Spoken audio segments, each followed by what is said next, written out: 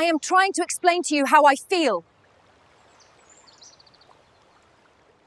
We understand the situation. I woke up at 6 in the morning to the roar of a chainsaw chewing through my fence. But that wasn't even the worst part. By the time I stumbled outside in nothing but boxers, there stood Brenda Thornfield, my neighbor and HOA president, spray painting bright orange X's across the remaining posts while her contractor kept hacking them down. The harsh hiss of aerosol mixed with the shrieking saw and the crack of splitting cedar, forming a twisted symphony of destruction loud enough to drag half the neighborhood to their windows. The air was heavy with exhaust and wet paint fumes, burning my nose as sawdust floated down over everything like poisoned snow. I could taste the bitterness sitting at the back of my throat. Brenda, dressed in expensive yoga pants topped with a neon safety vest, barked orders like some deranged job site boss while watching my 6-foot privacy fence collapse. "Your fence is 2 inches too tall," she yelled, waving a crumpled HOA citation in my face. "It ruins my mountain view and violates community rules." 20 feet of fence, gone. 20 feet that bordered my memorial garden. So let me ask you, what would you do if your neighbor was demolishing your property at dawn? Drop a comment telling me where you're watching from, and if you've ever had your own nightmare neighbor. My name's Marcus Delua. 6 months ago, I thought moving to Pine Ridge Estates, Colorado would be a new beginning. I'm 52, an electrical contractor and a widower. My wife Sarah passed from cancer after a 2-year fight that drained our savings and shattered me completely. I used her life insurance money to buy this modest ranch house wedged between 2 oversized McMansions, thinking a quiet suburban street might help me heal. The fence Brenda was destroying wasn't just lumber, it was therapy. I built it board by board, hammer by hammer, each strike a small step through grief. The cedar grain beneath my hands, the rhythm of the nail gun, the scent of fresh stain. It was all part of creating something beautiful in Sarah's memory. Behind that fence bloomed her garden, roses and lavender, her favorite, filling warm summer evenings with their fragrance. But apparently, my 6-foot fence robbed Brenda Thornfield of her $1 million mountain view. Meet the HOA president from hell. 48 years old, real estate agent, white Range Rover with Lux Lady vanity plates. 2 spoiled teenage sons who throw ragers that shake windows down the block, but their trash never seems to earn a violation. Her banker husband is gone most of the time, leaving Brenda free to strut around the neighborhood like a designer-dressed tyrant. She came after me the very first week, said my work truck broke aesthetic standards for commercial vehicles. When I asked to see that rule, she dragged out a binder of bylaws thick enough to stop a bullet, packed with fine print multiplying like weeds. I moved the truck into the garage. Then she complained my electrical supplies were visible through the window. I hung a curtain. Next came the violation slips. Lawn higher than regulation, $50 a day. Trash cans out 30 minutes too long, $50 a day. A rake leaning against my house, unauthorized storage, $50 a day. Each notice arrived on heavy, cream-colored paper, the kind that feels important in your hands. Brenda would deliver them herself, click-clacking up my driveway in designer heels like a countdown clock. Her perfume, a cloying floral cloud, always lingered, staking her claim over my property even after she left. Every morning, I'd sit with a bitter cup of cheap coffee while reading her latest complaint, the taste somehow matching my resentment as the pile of fines grew taller on my counter. But the fence, that was her declaration of war. She insisted my 6'2" fence broke the 6-foot rule, and worse, that it trespassed 2 inches onto some so-called common area that doesn't exist anywhere on my deed. She even hired a surveyor to find violations after I ignored her polite suggestion to take the fence down myself. This fence lowers property values and creates a hostile living environment, she declared at my very first HOA hearing, held in her living room instead of the community center. The crunch of generic cookies on paper plates filled the silence while the board, consisting of her sister-in-law Janet and 2 elderly neighbors too scared to disagree, nodded along like bobbleheads. When I showed proof that 3 other homes had fences just as tall, she dismissed it as technical jargon. When I pointed out the bylaws required 30 days' notice for violations, not her arbitrary 72 hours, she tripled my fine to $300 a day for wasting the board's time. That's when it hit me. Brenda had underestimated me. She thought I was just another broken widower she could bully into submission. But Sarah didn't just leave me grieving, she left me with nothing left to lose. And sometimes, the most dangerous man is the one who's already lost everything. The battle for my memorial garden was about to begin. Her next move crashed into my life with all the grace of a sledgehammer through glass. Tuesday morning, she showed up at my door, a fat manila folder in hand, flanked by a nervous man in a cheap suit hugging a surveyor's tripod like a teddy bear. "Mr. Delois," she announced, spitting out my French surname like it was an insult. "This is Brad Hutchkins from Precision Property Surveys. We're here to document your multiple HOA violations before we pursue legal remedies." The reek of Brad's aftershave mingled with Brenda's perfume into a nauseating haze that stung my eyes. They stomped around my yard as Brad's measuring tape snapped open every few feet, while Brenda dictated notes into her phone like she was narrating a police report. Fence height, 6 feet, 2 1/4 inches. Maximum allowed 6 feet even. Violation confirmed. Brad's voice cracked like a kid asking someone to prom. The poor fellow was obviously on the clock, hired to legitimize Brenda's vendetta. But that's where Brenda blundered first. She was so obsessed with building a case against me that she ignored her own fragile position. While she and Brad scrutinized every inch of my property, I strolled the neighborhood with my phone camera. My late wife Sarah's words kept looping in my head. "Marcus, bullies always assume their targets won't fight back. That's almost always their fatal mistake." As it turned out, Brenda's backyard was a treasure trove of violations. Her ornamental mailbox rose to 7 feet, clearly above the 6-foot height limit she was wielding against my fence. Her deck extension stuck out 18 inches beyond the approved permit, and those commercial-grade landscape lights highlighting her trophy roses were definitely not on the authorized fixtures list. The real game-changer came when I spent a lunch hour at the courthouse, inhaling that dusty scent of old file cabinets while combing through property records. The creak of ancient microfiche machines became my soundtrack as I found something that would upend everything. Piner Ridge Estate's architectural guidelines had never been properly filed with Jefferson County. Years back, during my electrical apprenticeship, an old hand taught me the first rule of any dispute. Check whether your opponent actually has the authority they claim. Always verify the foundation before you build the house, he'd say. That advice was about to pay off. When Brenda's 72-hour ultimatum arrived by certified mail, the envelope thick enough to feel luxurious between my fingers, ordering immediate fence removal or $200 per day fines, I was ready to strike back. I formally demanded an emergency board meeting under Article 7 of the HOA bylaws, which mandates disputes be heard within 10 business days of a formal challenge. Brenda's reply was predictably petty. She scheduled the meeting for 2 p.m. on a Thursday, right in the middle of the workday, to limit attendance. The venue? Her living room, complete with squeaky folding chairs that complained every time someone shifted.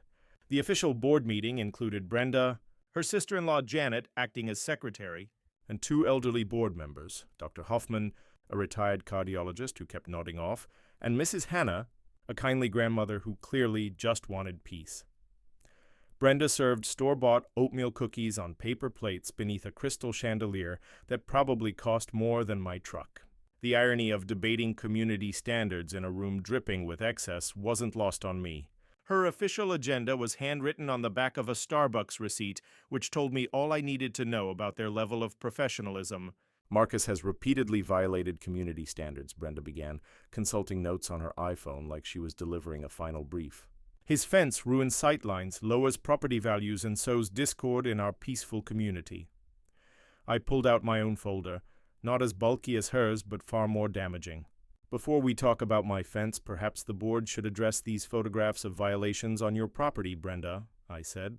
"Starting with your 7-foot mailbox that violates the very height limit you're enforcing against my fence. The temperature in that showy living room dropped 10 degrees. Janet's pen froze mid-note. Dr. Hoffman snapped awake. Mrs. Hannah made a small, "oh my," that said more than words about the shifting power dynamic. But Brenda didn't earn the HOA presidency by folding. "Those are decorative features that add value," she sniffed, her voice taking on that entitled edge I'd come to loathe.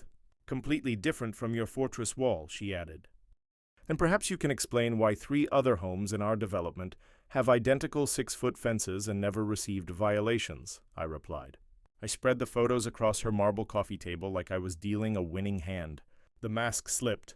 Brenda's controlled facade fractured, exposing the entitled bully beneath. This board has discretionary authority to address immediate threats to community standards, she insisted, inventing rules as she spoke. The vote ended 3-1 against me, with only Dr. Hoffman abstaining after quietly reviewing my evidence. My fine was hiked to $300 daily for frivolous challenges and aggressive behavior during official proceedings. Walking back to my truck, the crunch of fallen leaves under my boots sounded like Brenda's credibility breaking. She'd won that skirmish, but her desperation was plain, and desperate people make the kinds of mistakes that topple empires. 3 days after that sham meeting, Brenda escalated with the legal nuclear option. The envelope from Morrison, Kessler & Associates was so thick and high-end, the paper felt velvety between my fingers. The kind of law firm that charges $500 to pick up the phone demanded immediate fence removal, accusing my hostile structure of creating a pattern of neighborhood intimidation. But the twist, the letter was dated 2 days before our board meeting. She'd hired an attorney before she even pretended to give me due process. She'd orchestrated this legal ambush from the start, and the bitter taste of betrayal mixed with my morning coffee as I read their threats. Then she turned to county code enforcement. Officer Martinez showed up that afternoon, genuinely puzzled as he scrolled through his tablet. "Got an anonymous complaint about major unpermitted construction," he said, the autumn breeze carrying the scent of dead leaves while we walked my property. The caller had described extensive electrical and structural work, the whole 9 yards. As Martinez measured my perfectly legal fence, I could hear Brenda's heels clicking on her driveway next door. She was clearly watching, waiting for me to slip up. The metallic ping of his tape measure echoed between our houses as he documented what I already knew. Everything complied with code. "Whoever called this in gave very specific details that just aren't here," Martinez said, shaking his head. "Sounds like someone was hoping I'd find problems that don't exist. Sorry for wasting your time," but Brenda didn't stop. That evening, I overheard her at the community mailboxes, whispering poison to anyone within earshot. "Marcus is a troublemaker," she stage-whispered to the Hendersons across the street. "Lawyers are involved now. Property values will plummet if we don't act fast. Time for my counterpunch when I was aiming higher than she suspected." Years earlier, my commanding officer in Germany had taught me the best intelligence comes from public records most people won't bother to check. "Control the information. Control the battlefield," he'd said. So I spent the next 2 nights at the county courthouse, breathing in that musty archive smell while digging into Pinneridge Estate's corporate history. What I uncovered made Brenda's legal threats look like tissue paper in a hurricane. Our HOA's articles of incorporation revealed a trail of missed filings and lapsed registrations. Worse, I found shell companies registered under Brenda's maiden name that had been awarded landscaping and maintenance contracts totaling over $40,000 from HOA funds. She'd been personally profiting from the very organization she used to intimidate neighbors.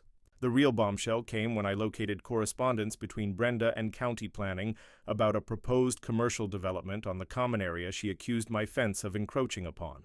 She'd been negotiating to sell that supposed common land to a cell tower company, and my fence supposedly blocked access to the proposed site. This wasn't about property values or community standards. It was Brenda trying to clear the way for a secret payday. Armed with that information, I acted. I contacted the 3 neighbors with identical fence heights and shared what I'd found.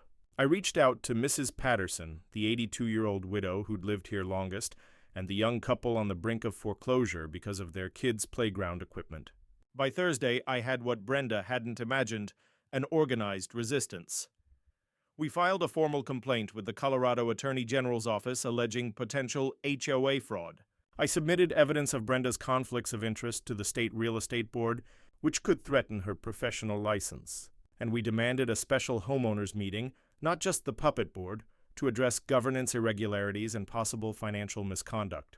The meeting was set for the community center, not Brenda's living room, with proper notice to all residents as state law requires. For the first time since settling in Pinneridge Estates, I savored the satisfaction of using Brenda's own rules against her. Friday morning brought the sound I'd been waiting for. Brenda's heels clattering as she rushed to check her mail. The certified letter from the Attorney General demanding her response to fraud allegations had arrived on schedule. From my kitchen window, I watched her read it twice, her face paling to the color of sour milk. The paper trembled in her hands as reality sank in. The hunter had become the hunted. She'd tried to bury me with lawyers and bureaucrats. Instead, she handed me precisely the paperwork I needed to unmask her entire operation. At times, the strongest defense is a brutal offense. Next week's community meeting promised to be electric. Brenda's reply to my Attorney General complaint came quickly, viciously, and utterly unhinged. On Monday morning, I woke to Jefferson County Sheriff's deputies serving me with a restraining order. In her sworn affidavit, she claimed I'd threatened and intimidated her in our last phone call, creating an environment of fear and hostility that made her feel unsafe in her own home. The brilliance of her plot was the edited audio she supplied. She'd excised her own shouting and left only my increasingly exasperated replies. To anyone who heard her surgically altered version, I came across as a deranged man menacing a defenseless woman. A hot, metallic rage flooded my mouth as I read her characterization of me as volatile and potentially dangerous.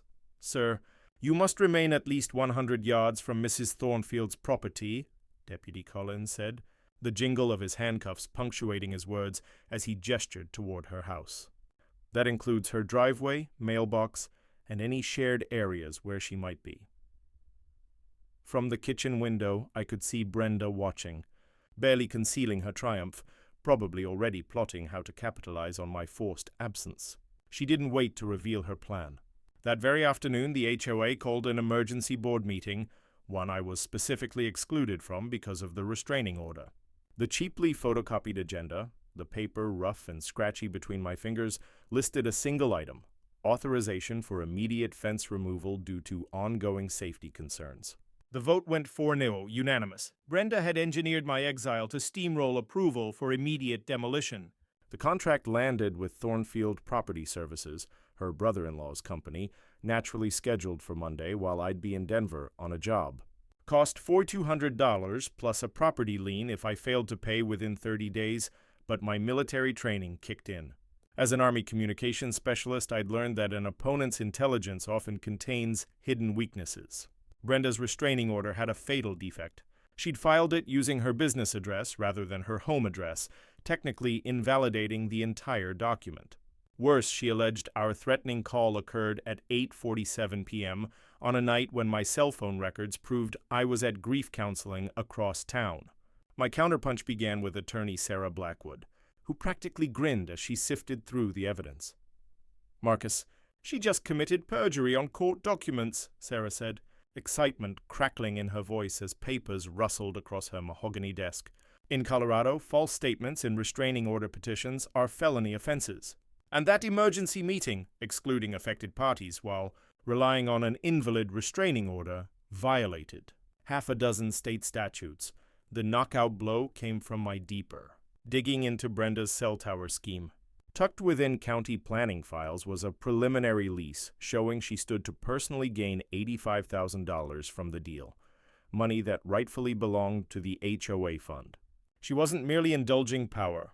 She was committing fraud to pad her own pocket. As I photocopied each incriminating page, toner, and old paper filling my nostrils, the case felt electric, building toward a release. Every sheet through that machine drove another nail into Brenda's coffin. At the same time, the neighborhood was waking up to her corruption. Mrs. Patterson was telling her Rose Garden horror story at the grocery store, and neighbors who'd suffered quietly began to speak up. The young couple facing foreclosure launched a Facebook group called Pineridge Property Rights that swelled to 60 members in 3 days. Even more damaging, Brenda's real estate business started bleeding clients. 4 prospective buyers backed out after uncovering the legal disputes and HOA irregularities that threatened property values. Her professional standing collapsed faster than a planned demolition. Thursday delivered what I'd been waiting for. Dr. Hoffman, the elderly board member who'd visibly grown uneasy with Brenda's methods, showed up at my door with a manila envelope thick enough to intimidate. "Marcus, I've been documenting Brenda's procedural violations for 3 years," he said, his weathered hands trembling slightly as he handed over the evidence: unauthorized expenditures, rigged bidding, meetings held without proper notice. He couldn't be part of the corruption anymore. Inside was a gold mine, systematic records of financial irregularities, procedural breaches, and abuse of power dating back to when Brenda first took control of the board. Dr. Hoffman had been waiting for someone willing to challenge her regime. But here's the delicious part. I wasn't going to stop Monday's demolition and let Brenda tear down my fence on live television while she thought she'd won. Unknown to her, I'd already tipped off Channel 7 News to cover the controversial HOA enforcement action. Sometimes the quickest way to topple a tyrant is to give them enough rope to hang themselves in front of the world. Monday morning was going to be a masterclass for Brenda Thornfield. On Friday afternoon, while Brenda was no doubt polishing a victory speech for the demolition, I made the discovery that would erase her empire. I was in the dusty archives of the Jefferson County Secretary of State following a nagging suspicion about Pine Ridge Estate's corporate status when I found it, misfiled and thick with dust. Our HOA's articles of incorporation had lapsed on March 15, 2021, and were never renewed. The old paper felt brittle in my shaking hands as the implication hit like a sledgehammer.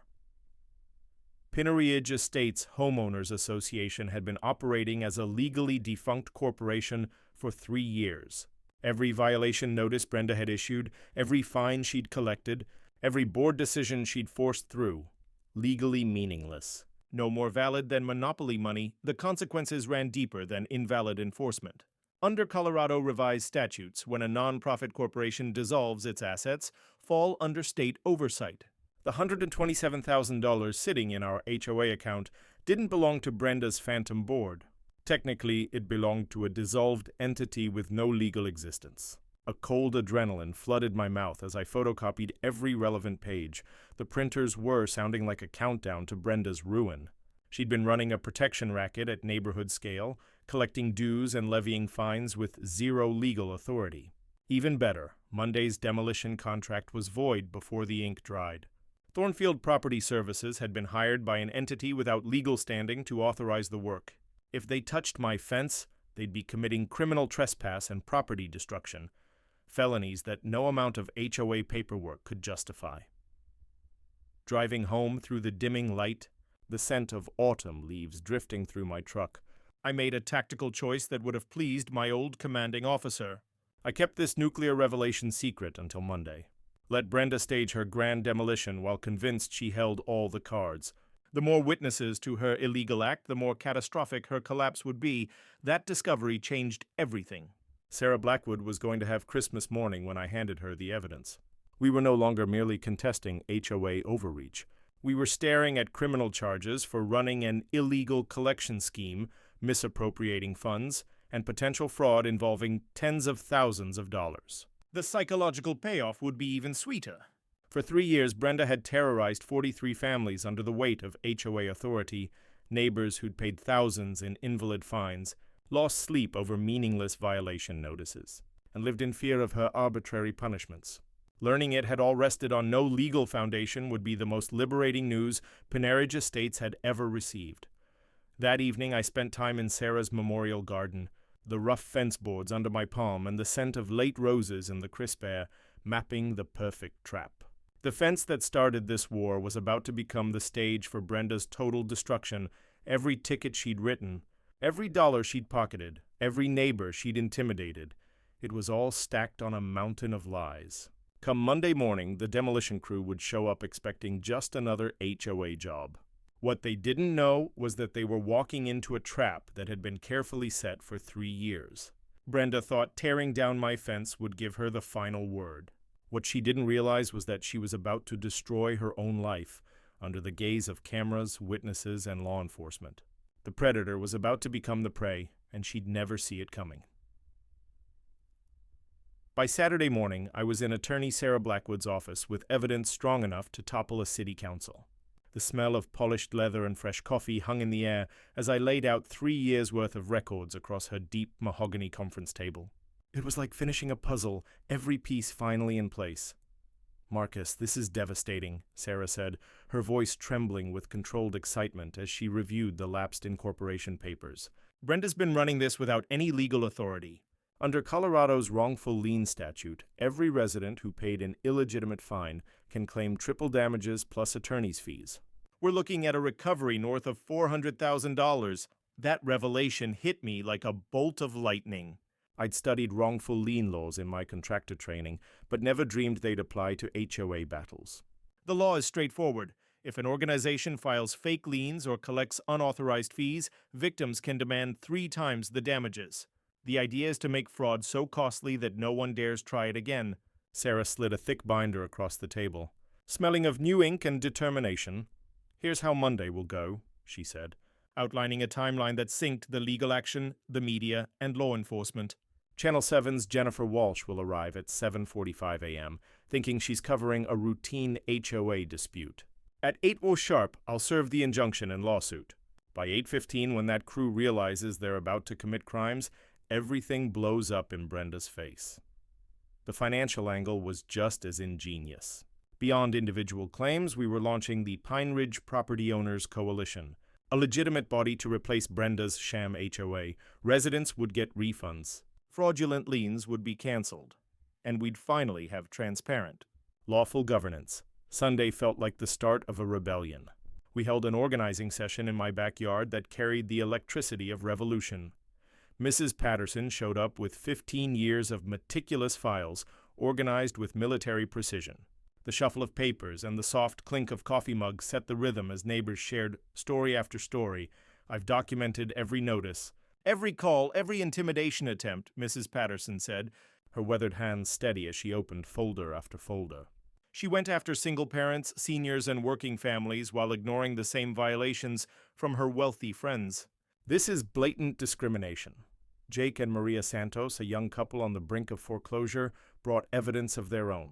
Their kid's swing set had cost them $3,200 in fines, while 3 board members with identical playsets were untouched.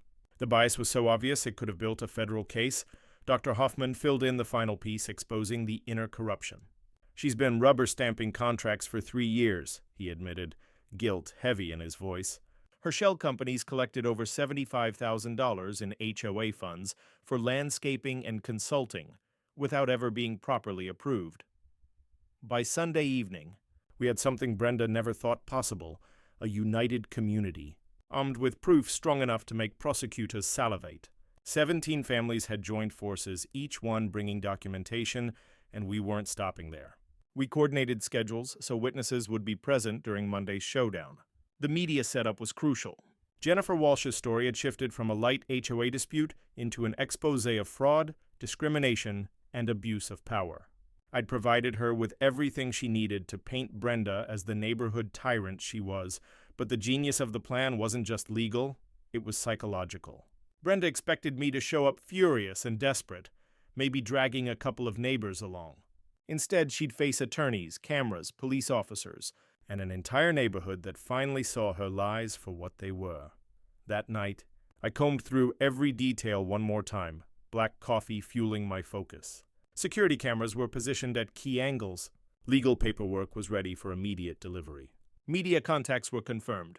Even the skies promised perfect clarity for the cameras. What kept me awake wasn't nerves, it was anticipation. After months of being her victim, tomorrow I would become her executioner. Every lie, every stolen dollar, every act of intimidation, all of it came due Monday morning.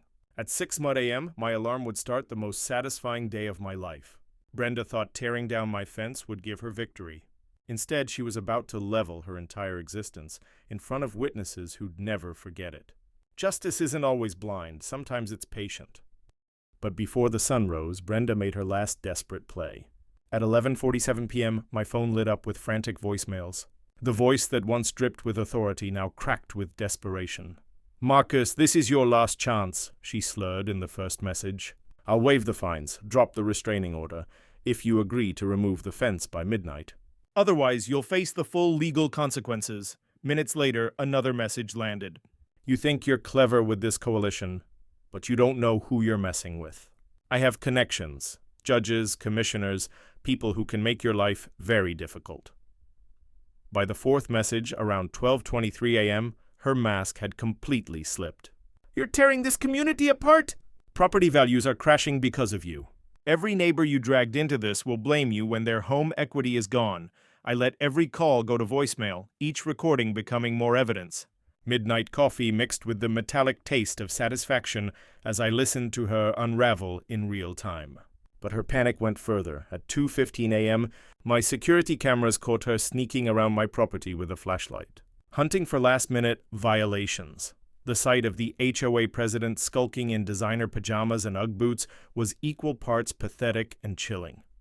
By dawn, word spread that Brenda had spent the weekend trying to buy her way out. 3 neighbors reported cash offers if they'd back out of our coalition. Mrs. Patterson, insulted, told us Brenda had even implied her age made her an unreliable witness who shouldn't risk the stress of court. The young Santos family was handed the most demeaning proposal imaginable: $5,000 to abandon their discrimination complaint and sign a non-disclosure agreement. When they refused, Brenda threatened to report their playset to county code enforcement, claiming it was an attractive nuisance that endangered children in the neighborhood. But Brenda's greatest blunder came when she tried to pressure Dr. Hoffman into retracting his testimony. She appeared at his doorstep on a Sunday evening, carrying a pricey bottle of wine and spinning a sob story about how the Marcus conflict was ruining her real estate career and jeopardizing her family's financial future. She even had the audacity to suggest that I had misinterpreted what I'd seen over 3 years. On Monday morning, Dr. Hoffman told me about it, his normally calm voice replaced with fiery indignation. Then he said she offered him $15,000 to take a vacation during the trial. When he refused, she threatened to push him off the board by claiming he was mentally unfit because of his age. The acrid scent of burnt coffee hung in my kitchen as I absorbed these reports, my hands surprisingly steady despite the adrenaline surging through me. Brenda's weekend bribery tour had backfired spectacularly. Instead of silencing people, she'd provided us proof of witness intimidation, obstruction of justice, and age discrimination. Meanwhile, her professional world was collapsing in real time. 3 more clients canceled listings after discovering that the HOA controversy was damaging property values. Her brokerage, Morrison & Associates, quietly pulled her photo from their website and stopped returning her calls.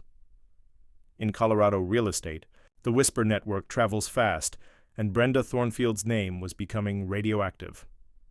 Most satisfying of all was watching her carefully curated online image unravel. The Pine Ridge Property Rights Facebook group had swelled past 100 members, sharing stories and evidence that painted her as a neighborhood tyrant.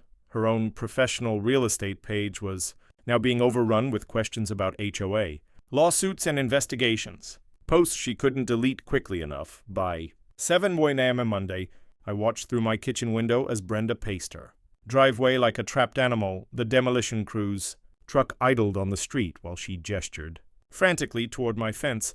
Her designer outfit was perfectly styled, but her movements radiated panic. She didn't realize that her grand demolition was actually a carefully laid trap that would topple everything she'd built over the past 3 years. Victory tasted sweeter than any coffee as I watched her checking her watch, probably wondering why no neighbors were gathering to witness her big moment. At 7:45 a.m., Jennifer Walsh's Channel 7 news van would arrive, followed by my attorney, armed with enough legal power to dismantle Brenda's entire operation. The hunter was about to become the prey, and she would never see it coming.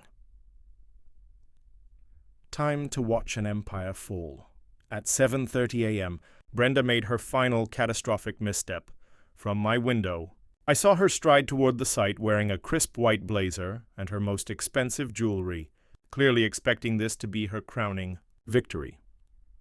The sharp echo of her heels on the asphalt sounded like a general marching into battle. What she didn't know was that her weekend of bribes and threats had exploded in her. Dr. Hoffman had spent Sunday night calling every board member who had ever questioned Brenda's authority. By Monday, 2 longtime residents had resigned from her phantom board and were ready to testify about her abuse of power. The demolition crew, 3 burly men who looked reluctant to even be there, were already unloading equipment when Brenda launched into her performance. The bite of chainsaw exhaust mingled with her overwhelming perfume as she positioned herself like it was a photo op. "Gentlemen, you're here to remove an illegal structure that violates numerous community standards," she declared, loud enough for the gathering neighbors to hear. "Mr. Deliqua has had every chance to comply voluntarily, But instead he chose confrontation over cooperation. From my spot by the fence, I could taste the metallic tang of anticipation. Mixed with the bitter coffee I'd been sipping since dawn, everything was lining up exactly as planned.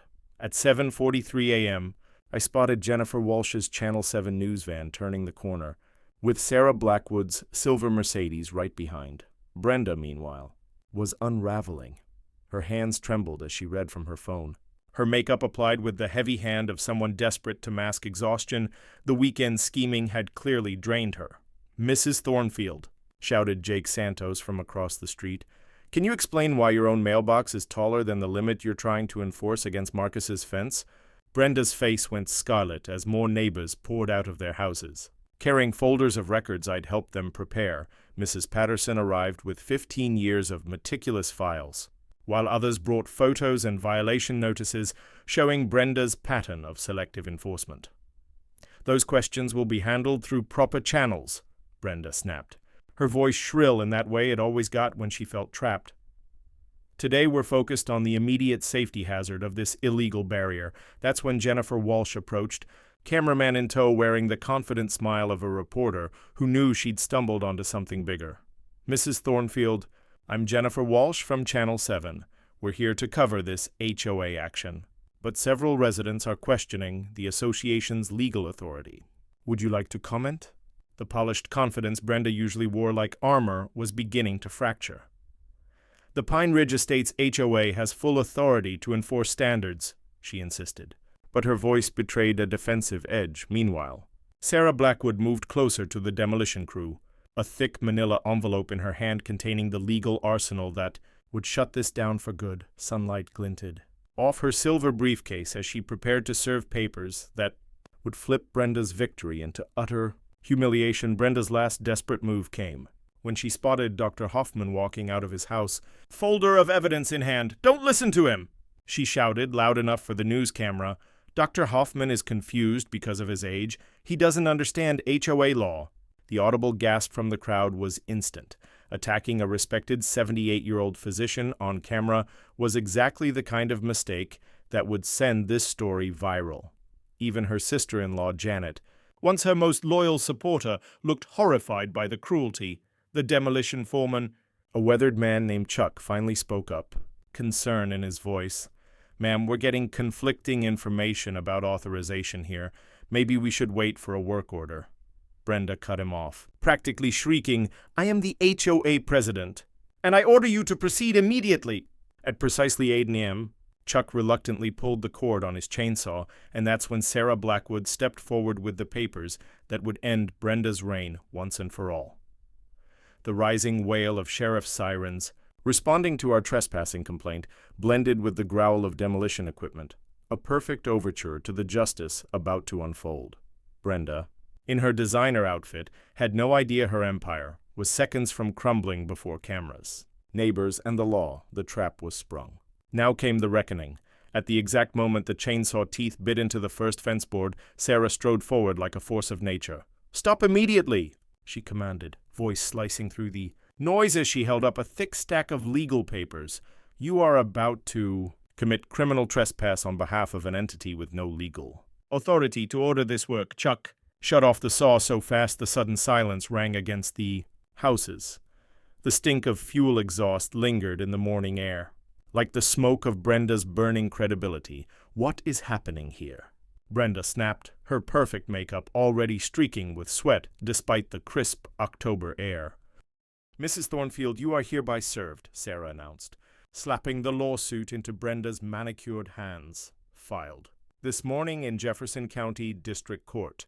You are also served with an emergency injunction forbidding any further property destruction." The Channel 7 camera kept rolling as Brenda's face shifted from Denialto fury to dawning horror while she struggled to process the documents. The cluster of neighbors, now more than 20 strong, pressed in closer, sensing they were about to witness history. "This is absurd," Brenda snapped, flinging the papers as though they carried disease.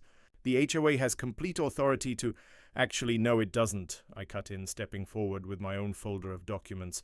A wave of satisfaction surged through me. I was ready to land the decisive blow. The Pine Ridge Estates Homeowners Association's incorporation lapsed on March 15, 2021, and it was never reinstated. For 3 years, you've been collecting fees and handing out fines on behalf of an organization that no longer exists legally. A collective gasp rippled through the crowd. Mrs. Patterson clutched her mouth, and Dr. Hoffman gave a grave nod, as though this confirmed his darkest suspicions.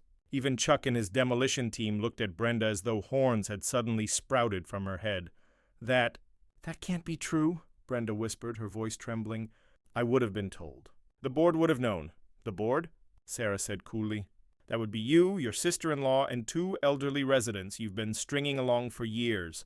According to Dr. Hoffman's records, you've raked in more than $127,000 in dues and fines while running an illegal collection scheme. Reporter Jennifer Walsh stepped forward, microphone in hand. Mrs. Thornfield, how do you answer the accusation that you've been knowingly defrauding your neighbors? That was the moment Brenda unraveled completely. The mask of polite suburban respectability she'd worn for 3 years shattered, exposing the arrogant, hateful bully beneath. This is a setup. She shrieked, her pitch rising so high that dogs 3 houses down began barking. That French bastard's been scheming from the start. He's probably here illegally anyway. You know what these immigrant types are like. Her slur hung in the air like poison. Jennifer Walsh's eyes gleamed, the look of a journalist who had just landed career-making footage. Chuck and his crew hastily packed up their gear, moving like men fleeing disaster. Ma'am, I need you to calm down, Deputy Collins said firmly as he arrived with sirens still echoing. The metallic clink of his handcuffs punctuated Brenda's unraveling tirade. I want him arrested, she screeched, jabbing a shaking finger at me. He's trespassing, harassing me, violating the restraining order. Actually, ma'am, Deputy Collins replied evenly as Sarah handed him our evidence, that restraining order was based on false claims and has been voided. Mr. Delacroix is on his own property. You, however, have authorized property destruction without legal standing. By now, the crowd had grown to more than 30 people, many recording on their phones as Brenda's empire disintegrated in real time. The rapid clicks of cameras mingled with her frantic protests as the reality of her downfall set in. This neighborhood will collapse without HOA oversight, she howled, mascara streaming down her face in dark rivulets. Property values will tank. It'll be chaos. That was when I delivered the line I'd been saving for weeks. On the contrary, Brenda, I said, my voice loud enough to carry across the entire gathering, this neighborhood will finally flourish for the first time in 3 years. Because we're establishing a legitimate property owners association with legal authority, transparent governance, and leadership that actually serves the residents. The crowd erupted in thunderous cheers. Mrs. Patterson wept openly. Dr. Hoffman shook hands with neighbors he hadn't spoken to in years. Even Chuck gave me a thumbs up before driving away. Brenda was left standing in the wreckage of her reputation, surrounded by proof of her corruption and staring down the criminal charges and lawsuits that would haunt her for years. Justice had arrived at Pine Ridge Estates.